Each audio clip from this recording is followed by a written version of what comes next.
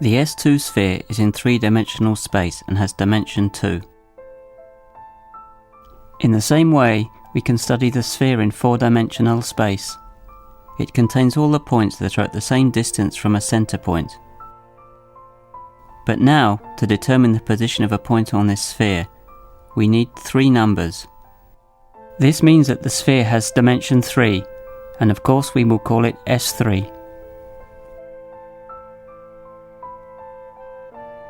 You will not be able to see this sphere in four-dimensional space because your space has only 3 dimensions, and the screen only has 2.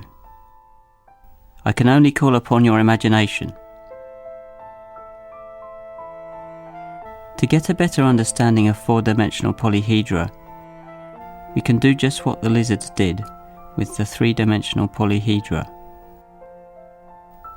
We first inflate them so that they lie on a sphere, and then project this stereographically onto the plane.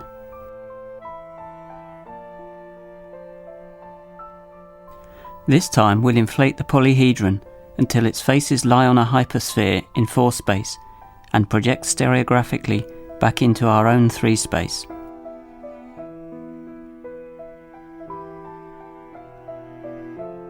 I'm going up to the North Pole of the sphere in 4 space, and I'll project it down to you in your 3 space.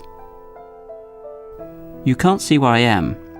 Just remember how the lizards couldn't see their kinsman right up on his viewpoint either. Now we're in exactly the same situation.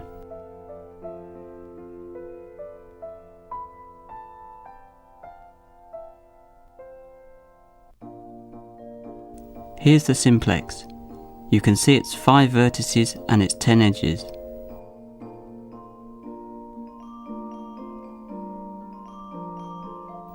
Of course, in this view, edges are circular arcs. So now we have a situation like that of the three-dimensional polyhedra, projected stereographically onto a plane.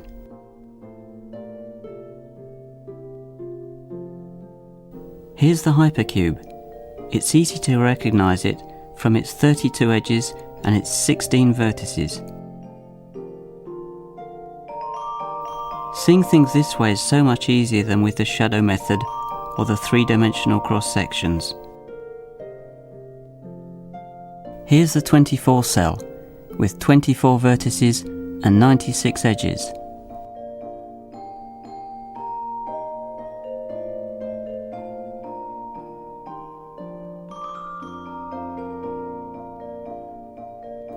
Finally, the 120 cell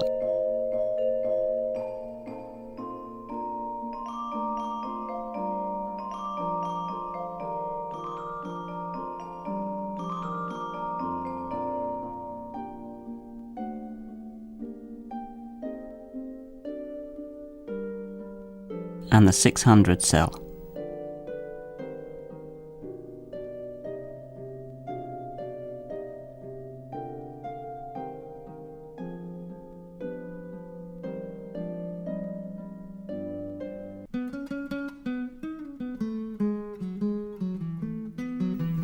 Let's add the two-dimensional faces to get an even better view. The simplex, with its 10 triangular faces. Of course, these two-dimensional faces are pieces of spheres, just as before when we saw that the edges were circular arcs. The simplex is spinning in 4 space, before being projected stereographically. Remember when the Earth was spinning like a ball, and we saw the motion of the continents?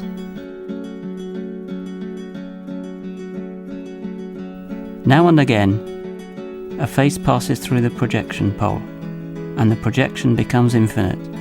It looks like it blows up on the screen. Let's take a quick look at the hypercube. You see that the space is divided into 8 cube-shaped zones. These are the three-dimensional faces of the hypercube.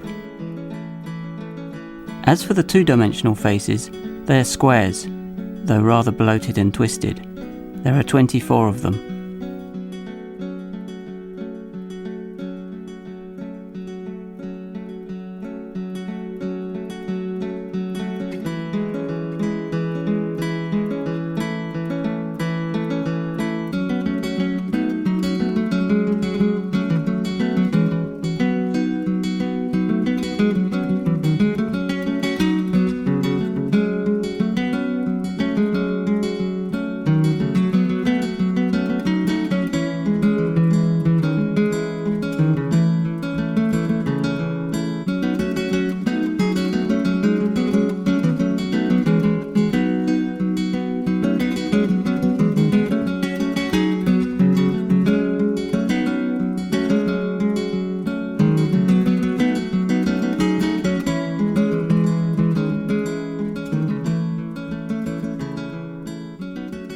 my favourite, the 24 cell.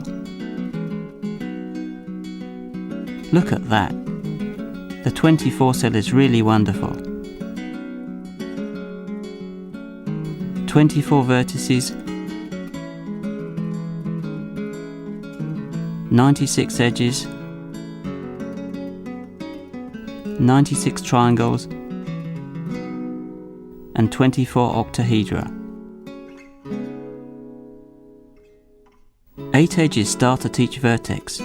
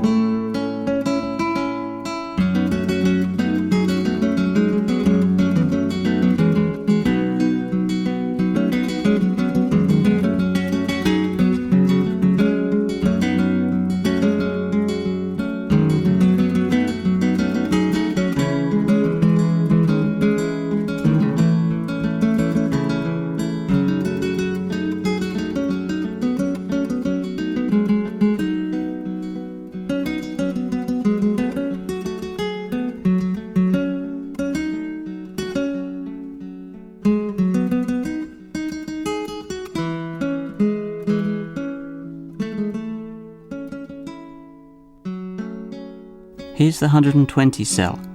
Let's try to understand its geometry better.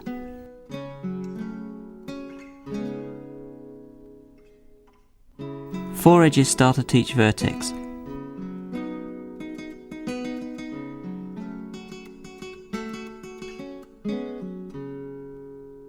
The two-dimensional faces are pentagons.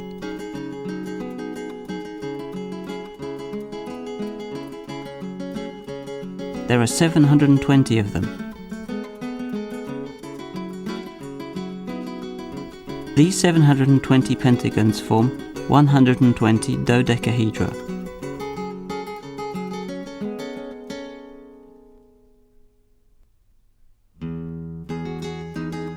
Look at all those dodecahedra fitting nicely together.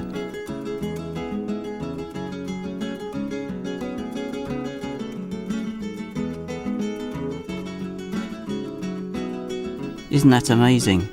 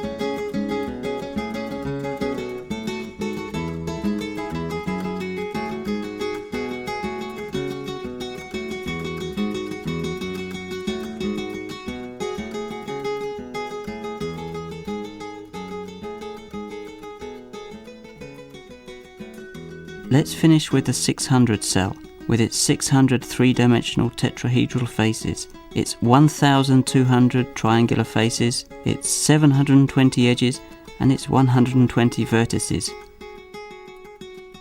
Trust me, there are 14,400 symmetries of four space which preserve this object.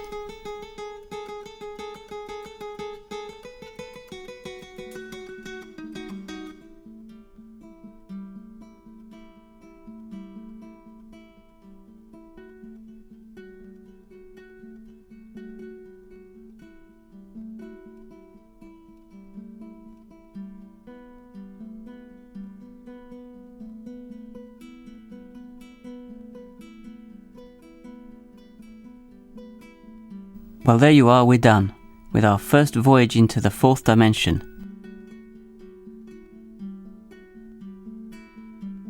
It's a dimension full of amazing things.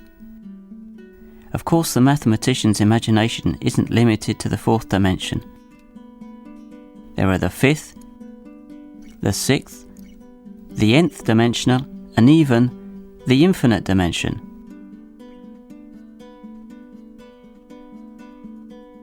Each dimension has its own character, but it has to be said that the fourth is the prettiest. Why? Maybe because after all, it has a sort of physical reality. Einstein's relativity theory, dating from the early 20th century, postulates that space and time are somehow bound together into a four-dimensional space-time.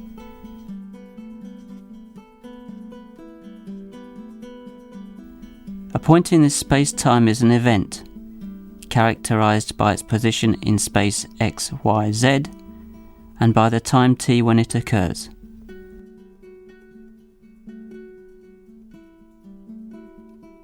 Dealing with relativistic physics therefore requires an understanding of four-dimensional geometry.